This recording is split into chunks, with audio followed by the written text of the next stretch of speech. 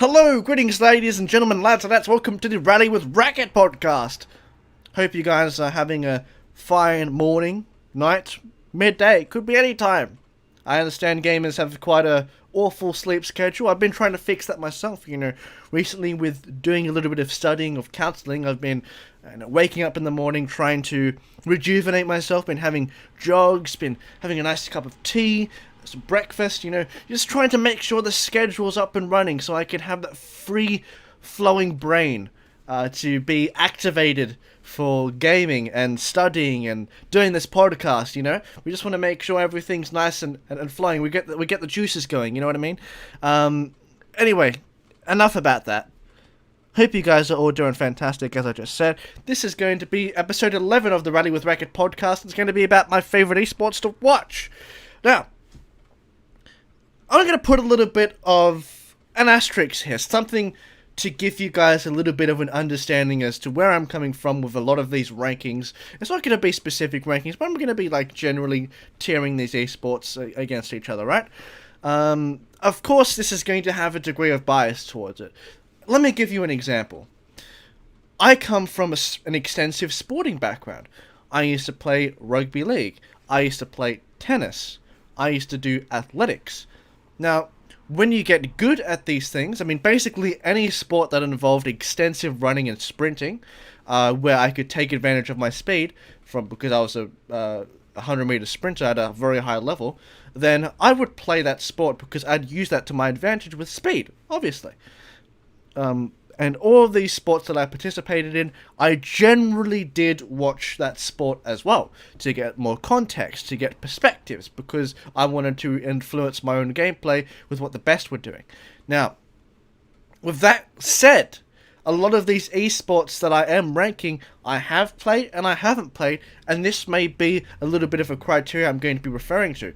If I haven't played this game extensively enough, then I don't think, this is my personal opinion, that I can extensively enjoy it to the same effect that some other people may. Okay, that's just a little bit of a disclaimer for people who may get ragey at my opinions. It's my opinions after all.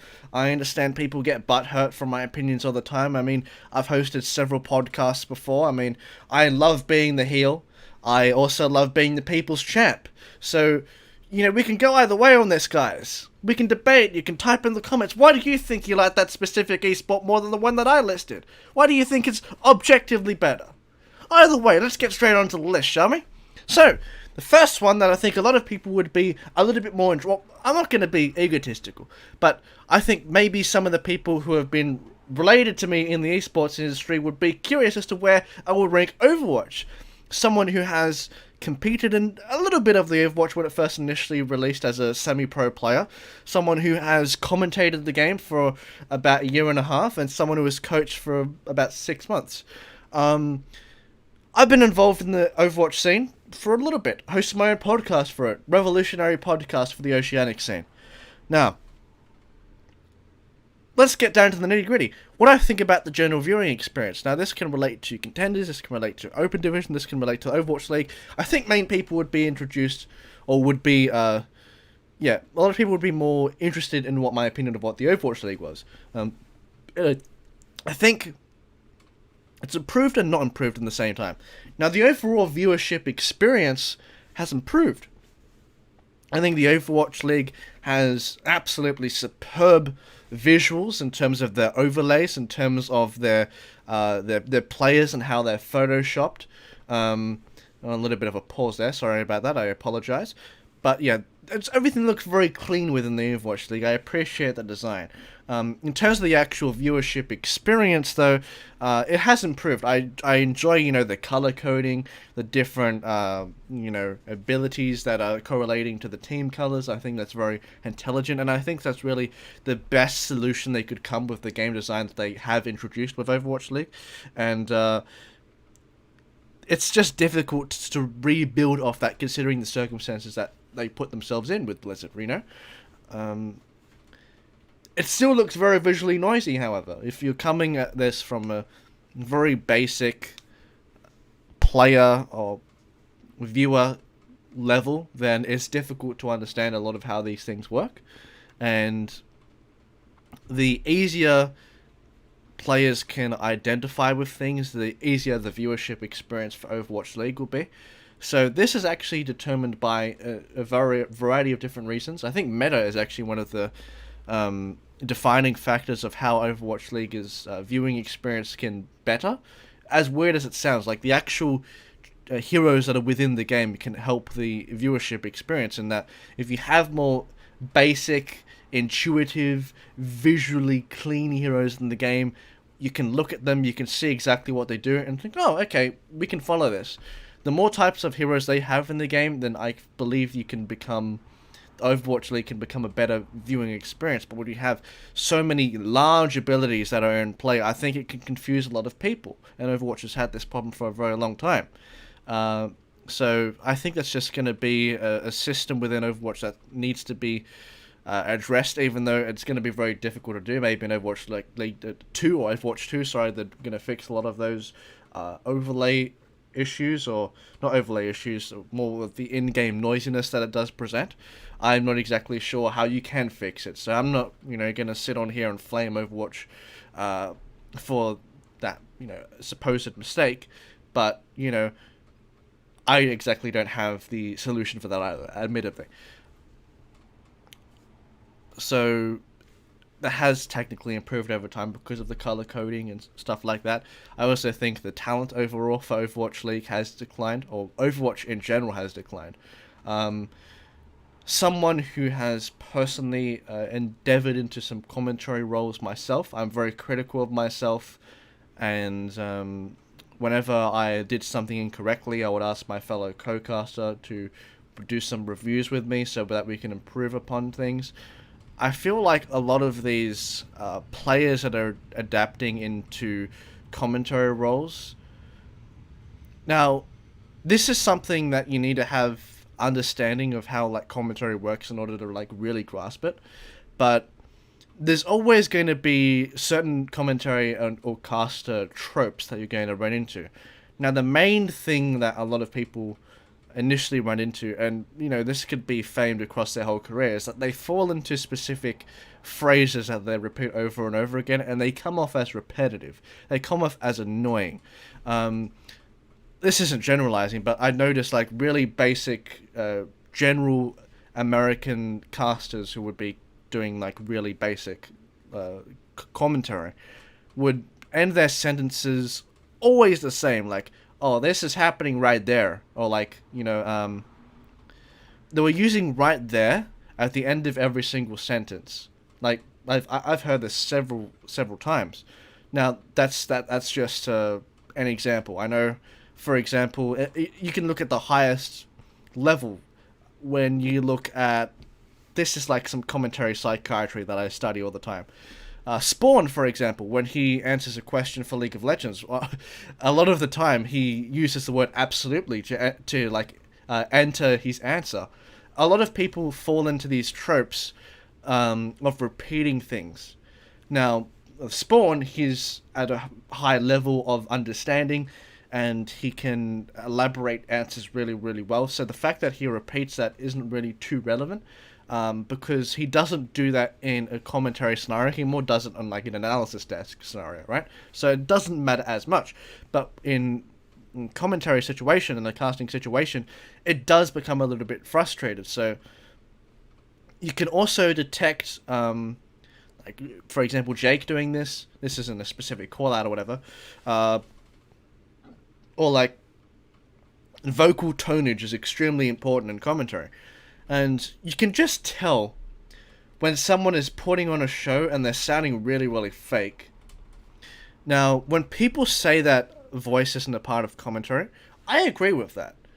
But there is a degree of work that you have to do in creating a voice for commentary. You have to have specific dialect and tonage in order to evoke your points correctly. Certain people, I'm not going to name any names actually, because that would be rude. People who are new to the commentary role, they sound, and they're trying to hype something up. They sound extremely sarcastic almost, and it doesn't come off well to the average viewer. Like, at the end of the day, your role as a caster is to provide information and to entertain. Now, a lot of people who are trying to entertain... Now, this is a problem I personally had for a very long time. Now, it wasn't that I was specifically sounding sarcastic or anything like that. I was just sounding boring. There's a difference. I was sounding boring. There are people who are trying to put on a facade and they're actually enjoying, like, this game when clearly they're not from their vocal tonage, or they're not learning in order to evoke more emotion into their voice. So they sound like they're trying to do it, but they're not there. They sound extremely fake. And someone who, luckily enough, for someone who has minimal experience, I learnt from a lot of Australia's leading industry commentators. I've spoken to a lot of them. I've gotten lessons with a few of them, and how vocal tones can be so important, doing warm-ups before casts.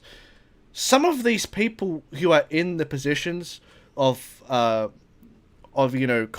a premium game, or at a level that is semi-professional, have no fucking clue what they're doing. And they're just doing it because, oh, that spot was available. Cool. Good on you. This needs to be improved. I think Overwatch League, I think Contenders, it has that specific problem. There are people who have done a fantastic job within Contenders who have not been promoted. I mean, how the fuck... Let's be honest here. How the fuck aren't Avril and Pixie in Overwatch League? These people are fantastic. People are fantastic at what they do. It is absolutely awful. Like, the technicality that Pixie has as a play-by-play caster. He's not perfect, sure, I don't think anyone's perfect. But it's actually spectacular. He has wonderful vocal tones. He has such an exquisite vocabulary. Avril. They bump off each other so well. These guys are great. Avril can tone it down a little bit. Bring the serious in. Go to the storyline. Project the narrative. These guys are fantastic. These guys at a Contenders level are miles above everyone else. They need to be in the Overwatch League. There we go. That's my 2 cents about that topic about Overwatch. And that was 12 minutes just on Overwatch, by the way. I have a feeling all of my opinions on these things won't be as long as Overwatch, because I've actually been involved with an Overwatch. And I was talking about, like, specific casters, because I knew them personally, and, like, comparing them and contrasting them, because I've been involved in it as well, you know. It's not going to be as long and elaborate for a lot of those other games that I mentioned. A bit of acid reflux this morning, unfortunately. So, yeah. Let's talk about League of Legends. League of Legends, especially the LEC, fantastic production value. I mean, even the LCS. Like, people get... Well, is it still called the LCS? The American League. Still good in terms of its production value. LCK, very good in terms of its production value. They all have great production value, actually. League of Legends is very good with that. I love that a lot of their casters are getting the freedom to create their own content. I mean, you have, like, Jat, you have Yamato Cannon creating their own podcast now with several different guests. Really entertaining to see that. Glad to see that they're not stuck in Riot's cage anymore. You have a variety of different content creators for League of Legends. But anyway, talking this as an esport, I'm getting dragged away from the actual topic here. Once again, Racquet rants. Rally with Racquet. Alright. League of Legends is an actual esport for me. I rank it very highly. Especially, I love the World Championships. It brings everyone together, even if they don't understand the game. It just has this sort of celebratory feeling. The West versus the East. It's the huge storyline. Koreans have been dominating for so long within the League of Legends industry. They've been doing so well, washing over the West like it was a plague, you know? These guys are like robots. They look for the best players all the time. Then all of a sudden, these developing storylines are going over time. We have one stage Taipei Assassins won the World Championships. At one stage, had Chinese teams win the World Championships. You get sort of pulses within the pattern, you know? These pulses that interrupt, they stop, and then they continue pulsing. These patterns are interesting to follow from a narrative point, because I feel like a lot of the West likes to follow that. They want their Fnatic to get through to the Grand Finals. They want their G2 to get through to the Grand Finals. There's a theme of American teams doing very well, and they like to meme upon that. There's a very distinct objective and scenario for every single region in League of Legends in relation to narrative as to how they go within the World Championships. People can understand that. It's really good. I love it. In terms of a viewership experience, I mean, especially the LEC, it does a fantastic job. I think LEC probably has the cleanest overlays. I like the fact for League of Legends, when Team Fight is just about to commence, they have the LEC logo on the left, they have the map on the right, and they have the scoreboard in the middle, but as soon as the team fight commences, the scoreboard evaporates. It's gone. So you can see basically the full screen. I love that. I love it. It's amazing. The overlays and stuff, once again, yeah, phenomenal. In terms of League's experience, the draft is very easy to follow, I feel. The casters do a very good job at walking you through.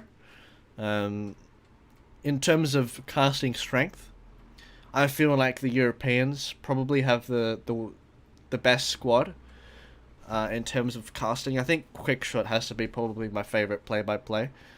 You know, I really like Jet though as an analyst. I think he's fantastic. He's very good at holding a viewer's hand and guiding you throughout the match and giving you sort of advanced perspectives, but at the same time being understandable. Freak's also quite good at that as well.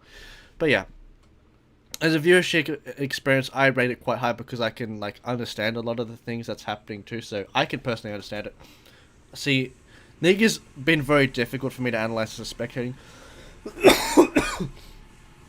experience because realistically, on average, not a lot of people are going to recognize a lot of what's going to be happening on screen. But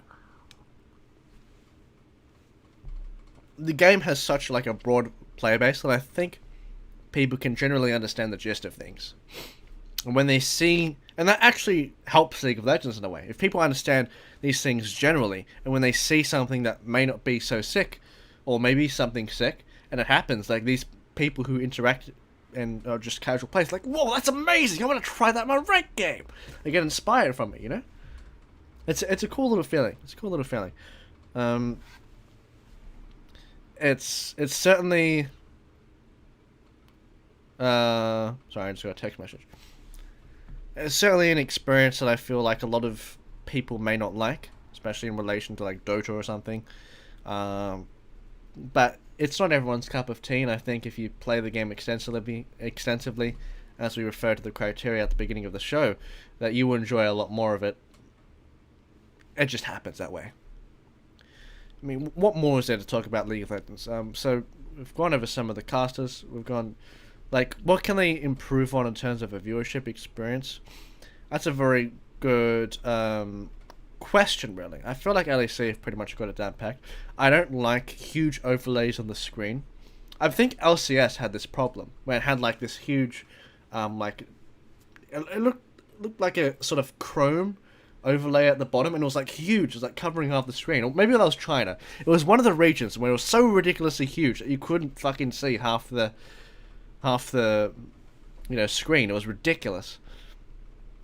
I think that may have been changed. I'm not too sure. I have to review on that back. But League of Legends as a viewing experience, I feel like has improved over the years. Certainly, the visuals have done it justice, I think, because it's a lot more adaptability. You can adapt a fucking acid reflux. It's interrupted me like 4 times now. The adaptability between overlays makes it look a lot more transparent, visually, of course. So yeah, what more? Yeah, I just really like the narrative point for League of Legends. Narratively, League of Legends has a fantastic route for it. There you go. Now, here's where my controversial one comes from. Counter-Strike. Now, Counter-Strike, here's where the controversial point is. I don't watch a lot of Counter-Strike because I think it's boring. I'm sorry. This is from a personal experience because I don't play the game.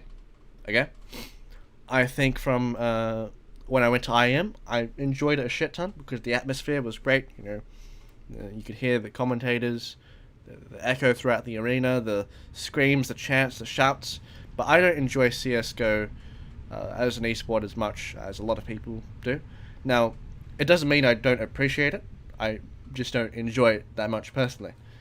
I appreciate it for the reasons that a lot of the reasons why people like it. For example, it may be because of the easiness to read the game. A lot of what is done within game, sure, it has some intricacies, but it is visually accessible to the average viewer. Shoot this guy, they're going to be making a rotation. They're using the smoke to cover an angle so they can move through to access another point. These concepts are easy to grasp. They're going to throw a flashbang so they can, block the field of view, and then these concepts are easy to understand, so you can follow it, you can get straight into it. If there's a huge tournament going on, you have a LAN party, and everyone can be on the same page, right? You can have that one knowledgeable guy who can explain things, and then all of a sudden you get into that sort of mindset. So I honestly don't have too much to talk about in terms of Counter-Strike because that's all I can really say. I appreciate the game, I just don't enjoy it personally to watch. So yeah, that's all I'm really going to say about Counter-Strike. I think Counter-Strike has a very good stacked team though, in terms of course they have a lot of majors, so their staff in terms of talent is always going to be very varied, but generally I feel like the commentary teams within Counter-Strike, and especially the analyst desk, probably could be the very best in the industry. These guys are incredibly professional. I think Machine has to be the best desk host. Thorin provides very intelligent responses, but at the same time he can catch you off with very witty jokes and just laughs the whole audience. There are so many different voices within Counter-Strike that you hear and you get that attachment towards, and once again that sort of leads towards narratives, and these guys build it very well in that sort of stage too, so good on them for that. Now, this is going to be difficult for me to talk about, but we're going to delve into the fighting game community for a little bit. Now, honorable mention, Rainbow Six Siege. I've heard it's popping off lately. And props to Rainbow Six Siege for popping off. I can understand the appeal to that. I just haven't watched it any personally, so I can't have my opinion on that. I haven't played the game extensively enough either. So let's talk about... Okay. Honorable mention as well, Rocket League. I've casted a little bit of Rocket League. I think it's a good experience. Their commentaries, teams seem pretty good. And the game is, once again, easy to understand. I'm going to talk about the fighting game community. This may be the second longest topic on this podcast. Now, this is going to be a sort of rant about fighting games, and at the same time, how commentators are, or the language that is used. I feel like in every single fighting game, now this was done, I believe, in Mortal Kombat, there should be a little glossary plug-in where it explains words for that fighting game. So there should be an overlay on stream where you could click on it, it comes up with a little tab, and then it has a bunch of these terms that are only specifically used in fighting games, and sometimes they aren't even English words, so that the basic viewer can understand these. Now, this is a problem within fighting games because, one, every fighting game doesn't have the same language. Now, for the most part in FPSs or MOBAs, they do have the sort of same language and you can understand it, right? Fighting games, some of them do sort of correspond and some of them don't. Whether it be in relation to inputs, whether it be in relation to mechanics, there are a lot of different things within fighting games that make it a lot more difficult to appreciate as a viewer, rather than just saying, oh, that's fucking cool, that's a huge combo. So I think the main thing with fighting games, I feel like, is they need to have a little bit of a glossary on the side, where it says, oh, what does meaty mean? What is even setup? Like, I know setup's a very easy one. Most people would understand that. What does a frame trap mean? What does a fuzzy mean? These concepts need to be explained to the average viewer so they can appreciate it more often, right? So yeah, I feel like that would help fighting games a lot. Sorry, I just got a text message. So if they can have that glossary, I feel like the accessibility would be a lot easier.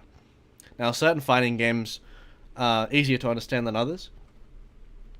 I feel like, for example, Street Fighter, in terms of it visually, it isn't that difficult to understand, like what an overhead, what a low is, because the animations are very obvious in relation to, oh, that's an overhead. I'm going like, whoo, that's a low. I do like a kick, you know? With anime fighting games, I feel like it's actually a problem, because everything is so like fast in anime fighting games that it's difficult for like a mainstream audience to understand. And generally anime fighting games tend to have more advanced language as well. So that's something that anime fighting games can improve on, I feel like. And that is probably why Dragon Ball FighterZ is like one of the more popular anime fighting games, because it's relatively easy to understand in comparison to the other ones. Like, animations are pretty simple in regards to like what they want to achieve. Now, sure, they have like ridiculous problems that you can be fucking like blocking for like 20 seconds, and it's difficult to understand where your turn is and stuff. But you don't really think of that as a viewer. Like, you just think, oh, what would open him up here? You know, that's a low. Oh, that's like a sweeping kick. You can generally see that in FighterZ. With other anime games, I feel like it sort of disguises itself with how like pretty they look often. So yeah, I feel like that's something they could improve on. MK11, this could be a controversial opinion, probably one of the most boring iterations of MK I've ever watched. MKX was a lot more onga bunga, but there were a lot of like really, really cheap combos and setups that were just, everything was broken, so you appreciated everything at the same time, right? So like, it was more fun to watch as like a viewer experience.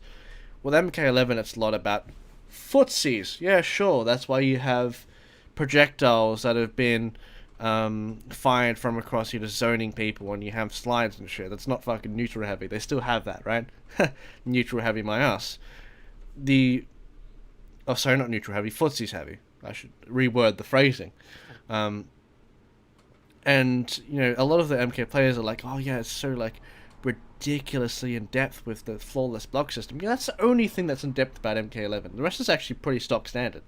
Like, execution of combos is pretty simple in MK11, which can be regarded as a good thing, which can be regarded as a bad thing.